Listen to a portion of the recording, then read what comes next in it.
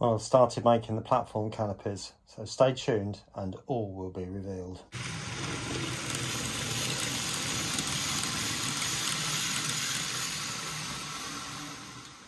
Well, good afternoon everyone and welcome back to Piccadilly. It has been a little while, hasn't it, since I've done anything on this layout.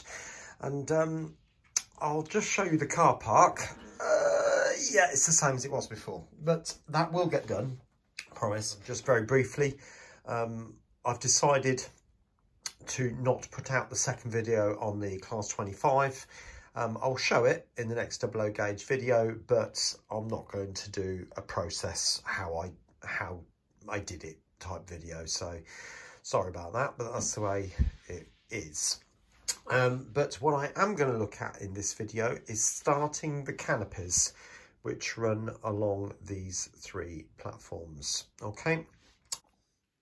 Now this was the previous version. You can see it's in a bit of a state and things are coming undone, all sorts. Now, if I put that on the platforms, if I can get it in of course, you'll see that if that lines up pretty much with the edge of the canopy just there, pretty much, that this one does need to be a bit longer, so it needs to finish probably around about here, give or take. So I'm estimating that if I keep the same leg spacings and go for 7 pillars, which will take me to around about there, give or take, and I think that will probably be around about right, really, because I've obviously got this overhang here. I think that's on each of them, so that would end up in about the right sort of position.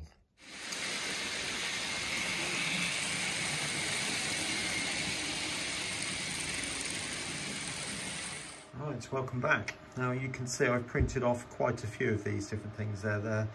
There's 25 of all those in total. There's 5 of that type and there's 5 of that type. I just don't know whether I should need those or not, so I thought I'll just do them and then I've got the option if I want to use them.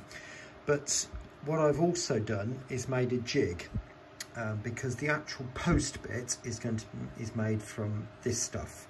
You can see a couple there that I've done already. So what I do then is I place that into the jig like that and make sure, oops, have another go, in there like that, and make sure that that bit there is central to the post. And then just to make sure it's lined up, I'm using some of this well, some people call it I-beam, RSJ, whatever you want. Now that is going to be in the right place. A small dab of super glue, oops, and slide it up. That's moved off central a little bit there. And just hold that for a second or two, and then I can leave it. As long as that bit's pushed down both sides and that's pushed down in there, that should set nice and tight. So I just leave that to go off.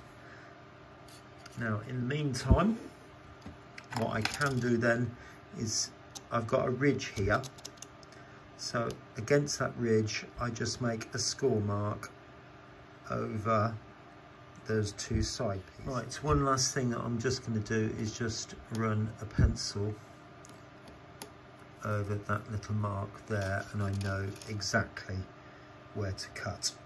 Now to cut it, I'm using one of these things which I bought for the 3D printer, and it just helps you to cut your filament square. That's the whole purpose of that, but for this also it will be perfect. So if I lift this out,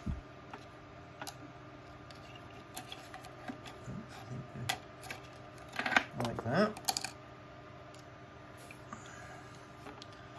line it up with the blade, so putting the blade onto that bit there, it naturally squares itself up in the cutter, and all I do is hold on to that bit and press, and they are exactly the same. So I shall carry on making a load of those and I'll see you in a while.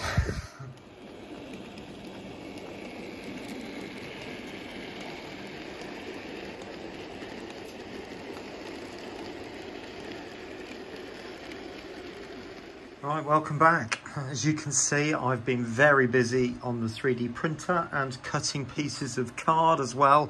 Loads of bits like this.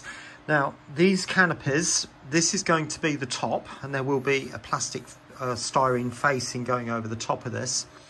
But you can see I've put an end on that because all the ends seem to be rounded off. So there will be one of those in there like that, and one of these in there like that. And it's a case of keep sandwiching those in. They're not necessarily in the right places, but kind of like that, and sandwich them in so that they all sort of stand up together. But I have got to fit LEDs. So what I've done is I've cut a strip of 6, and these pieces will fit in there like that. And what I'm going to have, this stuff here is copper strip, as you can see that. So I'm going to put a piece down the left side and a piece down the right side, the full length, and then that will fit. Well, that one will go there, and that one will go on the end, kind of like that. On top of that, you'll see these lattice pieces, or girder strips, whatever you want to call it. They will then sit on top of each of those pieces. There'll be a piece at the back and a piece at the front, and then the glazing is fitted to the top of that, which I haven't got that far yet. But you can get an idea of where we're going with that now. So in the last one, I thought that the ends were made up from these triangle pieces. I don't know whether you can see that there. But actually, I misread what the pictures were showing me. In actual fact, as I've just showed you, you've got, oops, got 2 there. You've got the arm of this sticking out, and that literally just sits on the top, just like that. It's obviously bolted on, but that's exactly how it looks. But in the picture, it looks as if it's like a half pyramid shape. But anyway, there we go. Well, I've gone ahead and done quite a bit, as you can see now. So I'll just run through the basic construction of what I've got here. So as I said before, there's one long piece of card running along the back. Now you might be thinking, why didn't I use plastic card? It's purely because getting plastic card that long, you know, I have got an A3 sheet, but that comes down at 420mm, so it'd still be short for the full length of that. Then we've got some packing pieces which then go between each of the columns, and there's 2 in there, so you've got a depth thickness of 3 pieces of 2mm grey board, so that's 6mm altogether. And then obviously sandwiched between these pieces, then I've got those pillars which I showed you earlier, and they've all been painted. And then we've got the copper strip which has just been stuck on along each side. One side positive, one side's negative, and it's really important that you make sure that all the positives are exactly the same side, otherwise you'll find one bank of lights won't work.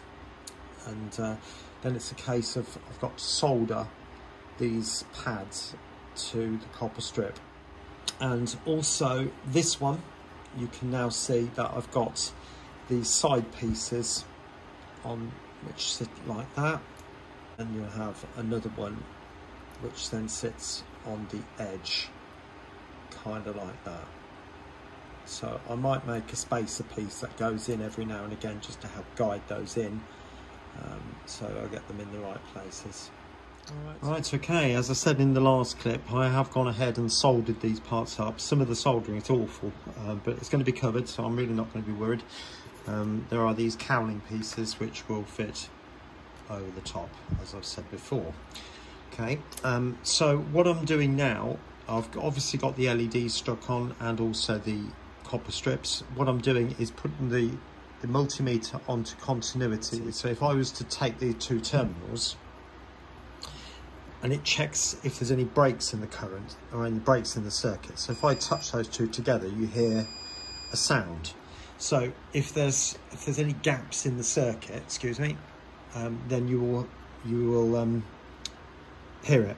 So what I'm going to do is touch the copper wire just there, and I'm going to touch the middle contact on the LED strips. So that would show that this joint here is good. So you can see I've got good continuity there, and so on. Now, I have previously checked all this. Now, there is one that's not so good, and it's this one with this huge pool of solder. So it's this side, and it's basically this bit here. And you can hear it's totally dead. If I touch that one, no, nothing. Nothing. Whereas if I touch that, but that joint there and that joint there are not making contact. So what I need to do is melt that again, that piece of solder, and see if I can get it to bridge. If not, I'll have to have a go at this end and see if I can do it that way. But what I have learned basically is that I need to cut quite close to these contacts. If there's any gap, white paper gap, and the solder has to bridge it, it's less likely to make a good joint. So I'm learning at the same time. All right, I will get that done. I'll show you in a bit.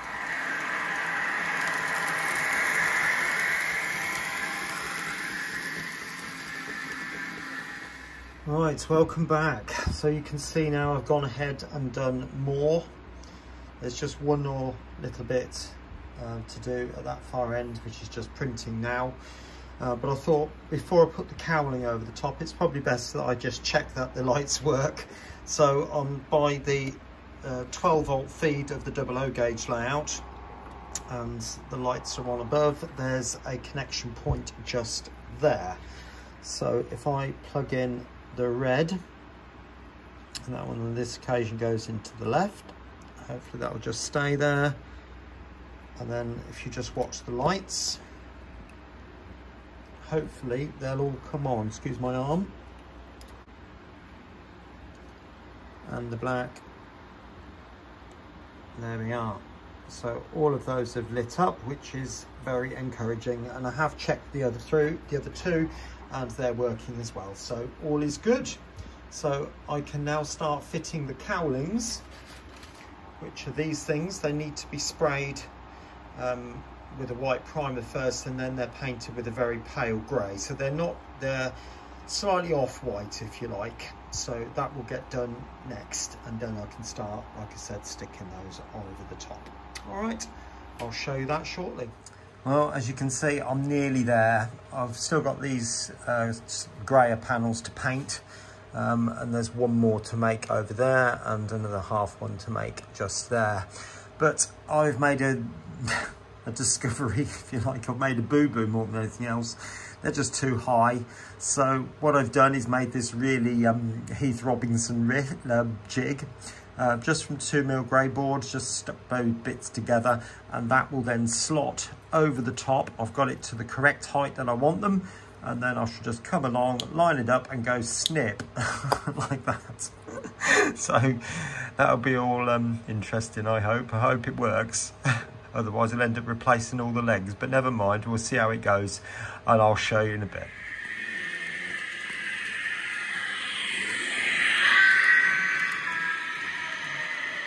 Well, there it is, pretty much as it is for now. Still loads of work to do on it, but the bulk of it's done. So I can honestly look over it now and thinking that Piccadilly Station is not far off finished. There's certain bits of it still to do. Obviously, these platform canopies still need to be done. That car park needs to be finished.